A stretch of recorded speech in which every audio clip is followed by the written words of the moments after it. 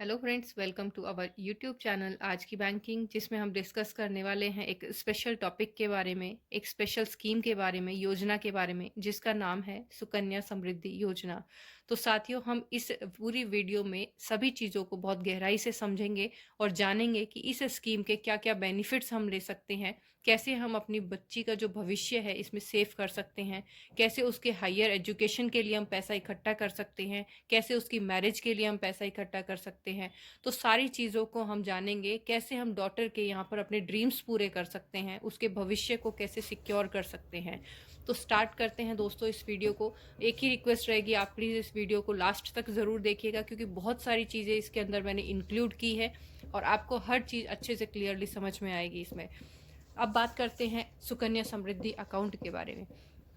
Sukanya Samriddhi account, जिसको कि एक गर्ल चाइल्ड के लिए ओपन किया जाता है। हमारे घर में जो लड़की है, बच्ची हैं, छोटी लड़कियां हैं, उनके लिए इस अकाउंट को ओपन किया जाता है।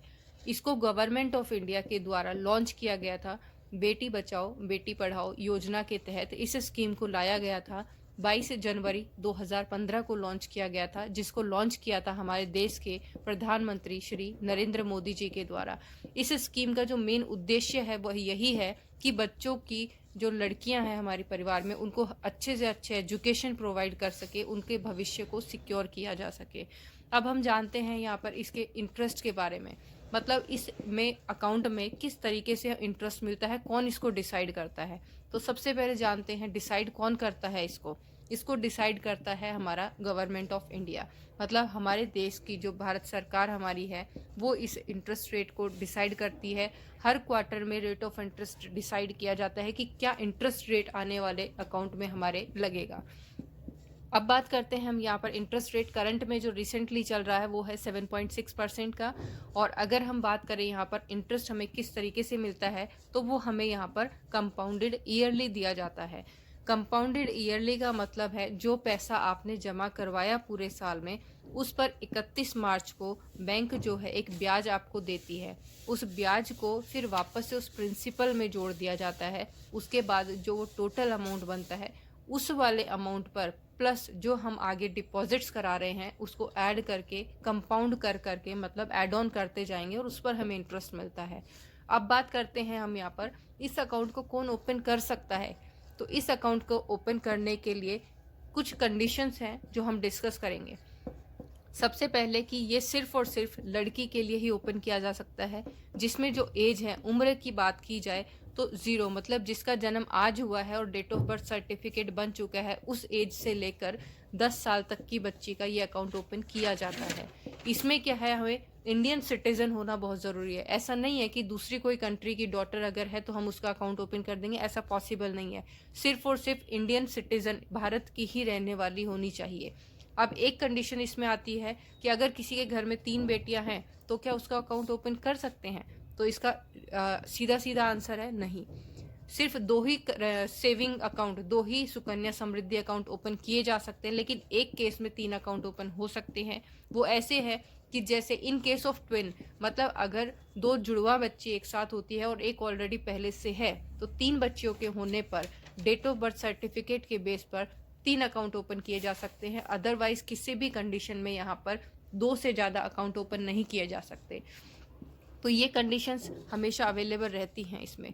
अब बात करते हैं हम इसमें मेच्योरिटी पीरियड की, कि ये अकाउंट के जो मेच्योरिटी होती है, इस अकाउंट की जो परिपक्वता होती है वो क्या होती है, कितने साल के लिए अकाउंट खोला जाता है। तो ये अकाउंट जो है मैक्सिमम अगर हम बात करें तो 21 साल तक के लिए ओपन किया जा सकता है। मतलब जिस टाइम पे जन्म हुआ तब से लेकर और 21 साल की उम्र तक, 21 साल तक इस अकाउंट को कंटिन्यू किया जा सकता है। और हम अगर बात करें, दूसरा ऑप्शन है यहाँ पर, या फिर लड़की की उम्र अगर 18 साल हो जाती है तो 18 साल की उम्र तक हम इस अकाउंट को ओपन कंटिन्यू कर सकते हैं।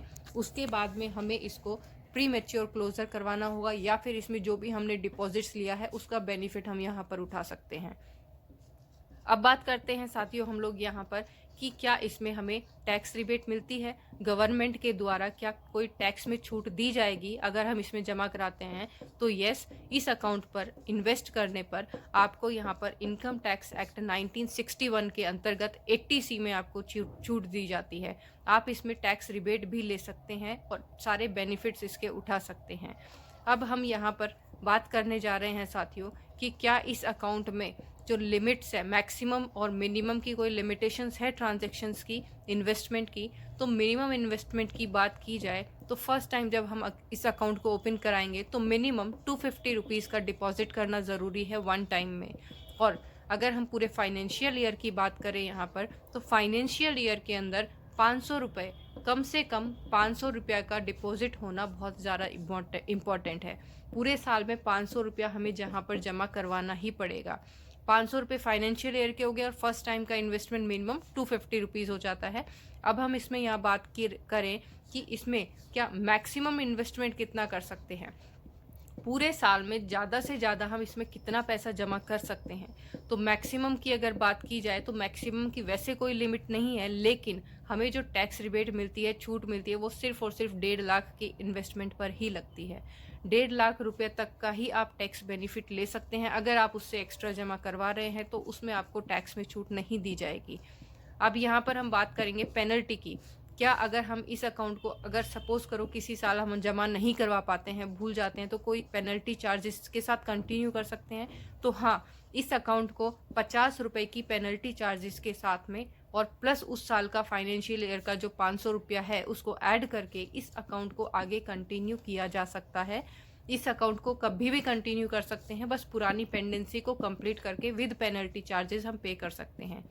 और एक्सेस अमाउंट की बात करें यहाँ पर कि अगर किसी ने 1.5 लाख से ऊपर इसमें पैसा जमा करवाया तो मैंने आपको पहले ही क्लियर कर दिया है कि कोई टैक्स रिबेट नहीं दी जाएगी। ये एक क्लियर सा फंडा है इस अकाउंट में कि हम अगर सोचे कि हम टैक्स बचाने के चक्कर में हम इसमें ज़्यादा से ज़्यादा इन्वेस्ट करें, आप इन्वेस्ट कर सकते हैं, लेकिन जो आपको टैक्स रिबेट मिलेगी वो सिर्फ और सिर्फ 1.5 लाख रुपए पर मिलेगी। उससे ज़्यादा पर आपको कोई भी टैक्स रिबेट गवर्नमेंट के द्वारा इसमें नहीं दी जाएगी। अब यहाँ पर डिस्कस करेंगे हम विड्रॉल का क्या प्रोसेस रहेगा, इसमें अकाउंट में हम किस तरीके से पैसे को निकाल सकते हैं, कैसे यूज़ में ले सकते हैं। तो विड्रॉल की बात करें यहाँ पर तो for purpose of higher education, मान लीजिए अगर आपकी बच्ची है और उसने 18 साल पूरे कर लिए हैं, 18 साल पूरे करने के बाद वो एक अच्छी एजुकेशन के लिए एडमिशन लेना चाहती है किसी भी यूनिवर्सिटी में, कॉलेज में या किसी भी डिग्री के लिए। तो यहाँ पर एक कंडीशन है कि 18 साल होने पर, और साथ के साथ में एक कंडीशन और है कि उसका 10th पास होना बहुत ज़्यादा ज़रूरी है। Attains age of 18 and 10th certificate, मतलब 10th कंप्लीट होना इम्पॉर्टेंट है। कंप्लीटेड 10th क्लास, अगर 10th क्लास कंप्लीट है और 18 ईयर्स कंप्लीट है तो उसके हायर एजुकेशन के लिए हम इसमें से पैसा विड्रॉल कर सकते हैं। लेकिन उसके लिए भी हमें यहाँ पर क्या है, इस मनी को विड्रॉल करने के लिए हमें यहाँ पर एडमिशन जो सर्टिफिकेट है, एडमिशन का जो पूरा फ़ी है, रिसिप्ट है, वो हमें डिपॉजिट करानी पड़ेगी। वो प्रूफ हमें देना पड़ेगा कि हाँ, इस पैसे को सिर्फ और सिर्फ हम इसके हायर एजुकेशन के लिए ही यूज़ करने वाले हैं, ताकि कोई भी इस अकाउंट का मिसयूज़ ना कर सके। हमें डॉक्यूमेंट्स उसके जमा कराने पड़ेंगे, उसकी फ़ी रिसिप्ट हमें जमा करानी पड़ेगी कि इस पर्पज़ से हमने ये पैसे को विड्रॉल किया है। एक कंडीशन तो ये हो जाती है इसमें विड्रॉल करने की। और उसके बाद में हम बात करें यहाँ पर सेकंड कंडीशन की, तो सेकंड कंडीशन भी हम इसमें डिस्कस करेंगे। सेकंड कंडीशन में क्या रहेगा कि यहाँ पर 50% से ज़्यादा, मतलब एक बार में हम जो अमाउंट विड्रॉल करेंगे उसकी 18 साल के एजुकेशन के लिए, तो वहाँ पर 50% की लिमिट है फर्स्ट नंबर पे। मतलब जो आपने जितना भी डिपॉजिट किया, 50% अवेलेबल लिमिट जो पिछले साल रही है, उससे ज़्यादा हम इसमें विड्रॉल नहीं कर पाएंगे। उसके लिए कोई कंडीशंस काफ़ी कुछ हैं कि हमें इतना ही विड्रॉल मिलेगा। अब बात करते हैं हम यहाँ पर कि इस अकाउंट में जितना भी पैसा हमने इन्वेस्ट किया है उसको कैसे विड्रॉल लें। या तो हम उसको 5 इंस्टॉलमेंट्स में निकाल लें या फिर उसको हम इकट्ठा निकाल लें। मतलब जैसे भी हमें रिक्वायरमेंट है उस अनुसार हम निकाल सकते हैं, बट हमें हर चीज़ का वहाँ पर प्रूफ देना पड़ेगा। वो मैंने आपको बताया एजुकेशन पर्पस के लिए कि ये प्रूफ हमें देने पड़ेंगे। अब डिस्कस करते हैं यहाँ पर कि in case of marriage, maturity जो है किस तरीके से विड्रॉल लेंगे। अगर मान लीजिए अगर आप इस अकाउंट से विड्रॉल लेना चाहते हैं और वो बच्ची की मैरिज है, उसके मैरिज के पर्पस के लिए हम यहाँ पर विड्रॉल ले सकते हैं। 18 साल की बच्ची के बाद में जब उसकी मैरिज की जाएगी तो उसकी मैरिज के पर्पस के लिए हम इस पैसे को यूज़ में ले सकते हैं। अगर वो हायर एजुकेशन नहीं कर रही है तो मैरिज पर्पस के लिए भी उस पैसे को निकाला जा सकता है, लेकिन उसमें हमें एक कुछ कंडीशन ये है कि मैरिज से 1 महीना पहले, बिफोर 1 मंथ, हमें यहाँ पर बैंक को इन्फॉर्म करना पड़ेगा। और इन केस अगर हम भूल जाते हैं इन्फॉर्म करना, तो हमें मैरिज होने के 3 मंथ्स के अंदर, ये मैंने गलती से लिख दिया है 3 इयर्स, 3 मंथ्स के अंदर हमें यहाँ पर इन्फॉर्म करना पड़ेगा बैंक को कि इसकी 18 इयर्स एज हो गई थी और अब इसकी हमने अब मैरिज करनी है। तो इस पर्पस को यहाँ पर क्लियर किया जा सकता है। इसके लिए मैरिज के लिए भी जैसे मैंने आपको डिस्कस कर लिया है, सारी चीज़ें बता दी हैं। अब हम यहाँ पर डिस्कस करेंगे कि इस अकाउंट में किस तरीके से हम यहाँ पर एक गर्ल चाइल्ड जो है उसके यहाँ पर गर्ल बिकम NRI, अगर यहाँ पर सपोज कीजिए गर्ल जो है वो NRI हो जाती है तो उस केस में क्या रहेगा।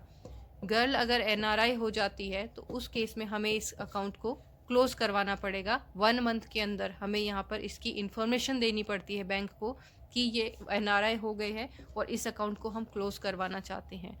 उसके साथ ही दूसरी और सिचुएशंस हैं कि हम इसको और कब इसको क्लोज करवा सकते हैं। इन केस ऑफ डेथ, अगर कोई मिस हैपनिंग हो जाती है या फिर वो जो डॉटर है, लड़की है, अगर उसकी डेथ हो जाती है किसी भी कारण से, अगर हम उस अकाउंट को क्लोज करवाना चाहें तो गार्जियन जो है उस अकाउंट पे जिसको गार्जियन बनाया गया था, जो गार्जियन था मदर या फादर, वो अब उसमें डेथ सर्टिफिकेट के बेसिस पर इस अकाउंट को क्लोज करवा सकते हैं।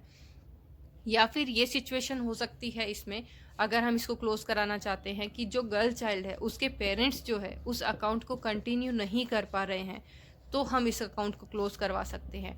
और दूसरी चीज़ है आफ्टर 5 इयर्स, 5 साल चलाने के बाद में हम इस अकाउंट को क्लोज करवा सकते हैं। जैसा कि मैंने अभी आपको बताया कि अगर उसके पेरेंट्स इसको कंटिन्यू नहीं कर पा रहे हैं, पूरे 15 साल 21 साल कंटिन्यू नहीं करना चाह रहे हैं, तो वो इस चीज़ को बैंक में आके बोल सकते हैं, एक एप्लीकेशन दे सकते हैं कि हम इसको कंटिन्यू नहीं कर पाएंगे। उस केस में इस अकाउंट को क्लोज कर दिया जाता है। अब बात की जाए इसमें ऑपरेशन ऑफ अकाउंट, मतलब इस अकाउंट को ऑपरेट कौन करेगा। तो अगर बच्ची 10 साल की होती है, 10 साल तक की उम्र होने तक उस अकाउंट को गार्जियन ऑपरेट करेगा, और उसके बाद में उस अकाउंट को 18 इयर्स प्लस होने के बाद में उस अकाउंट को गर्ल चाइल्ड जो है वो खुद ही अपने अकाउंट को ऑपरेट करेगी। मतलब उस अकाउंट की जो पूरी बागडोर है वो उस बच्ची को ही दे दी जाएगी, वही उसको हैंडल कर पाएगी, गार्जियंस का उसमें रोल ख़त्म हो जाता है। अब बात हम यहाँ पर करते हैं नेक्स्ट, ड्यूरेशन ऑफ स्कीम, कि ये स्कीम की जो टोटल ड्यूरेशन है वो क्या है। तो मैंने जैसा कि आपको बताया 15 इयर्स इसकी मैक्सिमम ड्यूरेशन है, और 21 इयर्स विद विड्रॉल जो लिमिट्स हैं उसको इंक्लूड करके 21 इयर्स की है। ट्रांसफ़र ऑफ अकाउंट की बात करें, इस अकाउंट को क्या ट्रांसफ़र करवाया जा सकता है, तो कहीं पर भी किसी भी ब्रांच में पूरे इंडिया में हम इस अकाउंट को ट्रांसफ़र कर सकते हैं, बट हमें वहाँ पर एक रेजिडेंस प्रूफ हमें प्रोवाइड करना पड़ेगा कि हम इस अकाउंट को इस रेजिडेंस पर क्यों हम यहाँ पर ट्रांसफ़र करवाना चाहते हैं। वो प्रूफ हमें वहाँ पर प्रोवाइड करना ही पड़ेगा, अदरवाइज़ हम इस अकाउंट को ट्रांसफ़र करवाने में हमें परेशानियाँ आती हैं। क्योंकि अगर हम ऐसे ही कहीं भी ट्रांसफ़र कर देंगे तो उसका कहीं ना कहीं उसकी जो बैकग्राउंड है, उसका जो इन्वेस्टमेंट्स था, काफ़ी सारी चीज़ों पर उस पर इफ़ेक्ट आएगा। हम ऐसे कहीं पर भी इसको नहीं कर सकते ट्रांसफ़र। अब बात कर लेते हैं साथियों यहाँ पर कि इसमें मोड ऑफ़ डिपॉजिट क्या रहेगा, इस अकाउंट में किस मोड से हम यहाँ पर पैसे जमा करवा सकते हैं। चाहें तो हम कैश जमा कराएं इस अकाउंट में, या हम चेक जमा करवाएं, या हम DD इशू कराएं इस अकाउंट के नाम पर, या हम ट्रांसफ़र ऑनलाइन ट्रांसफ़र भी इस अकाउंट में कर सकते हैं, वो भी इसमें पॉसिबल है। अब नेक्स्ट आता है इसमें कि डॉक्यूमेंट्स, हमें डॉक्यूमेंट्स क्या क्या रिक्वायरमेंट होते हैं यहाँ पर।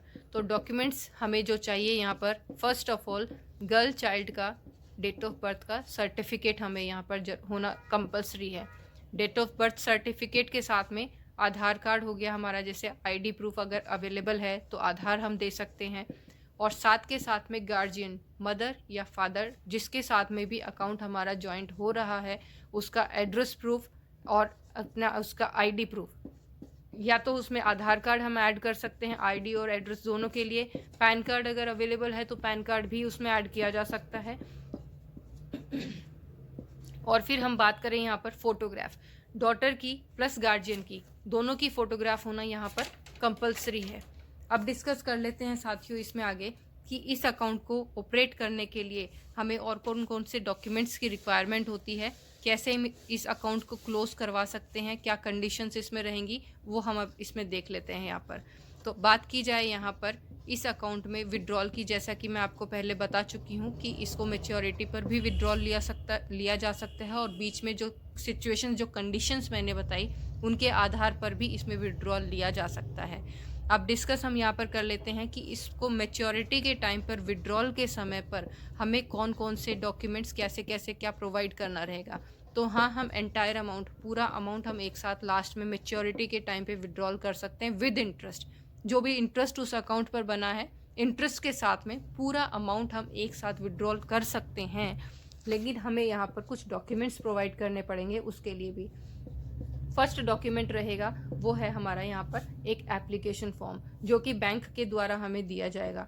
एप्लीकेशन फॉर्म के बाद में हमें यहाँ पर एक आईडी प्रूफ देनी होगी, एक डेट ऑफ बर्थ का सर्टिफिकेट हमें यहाँ पर देना पड़ेगा, एड्रेस प्रूफ यहाँ पर देना पड़ेगा, विड्रॉल फॉर्म हमें यहाँ पर देना पड़ेगा।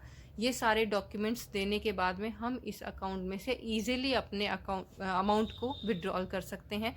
किसी भी प्रकार की समस्या हमें यहाँ पर नहीं आती है, ईजिली इसको ऑपरेट किया जा सकता है। अब डिस्कस करते हैं यहाँ पर इस अकाउंट को ओपन करने के लिए कौन कौन से डॉक्यूमेंट्स की रिक्वायरमेंट होती है।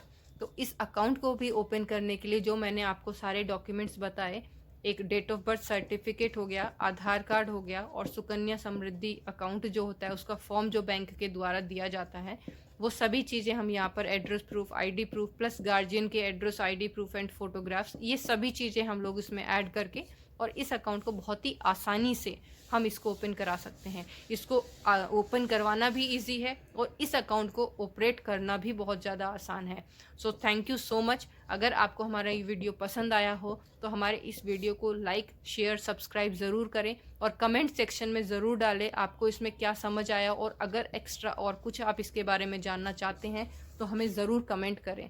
और thank you, like, share and subscribe ज़रूर करिएगा हमारे चैनल को, ताकि अच्छे से अच्छे वीडियोस हम आपको प्रोवाइड कर सकें और अधिक से अधिक जानकारी हम आप लोगों तक पहुंचा सकें। अगर हमसे यहाँ पर जितना भी पॉसिबल होगा हम हर स्कीम को आपके लिए लाएंगे। जैसे आज हमने सुकन्या समृद्धि योजना के बारे में बताया, ऐसे ही हम नेक्स्ट सभी वीडियोज़ आपके सामने जल्द से जल्द लाते रहेंगे। So thank you so much. Please subscribe and share my channel. Thank you so much.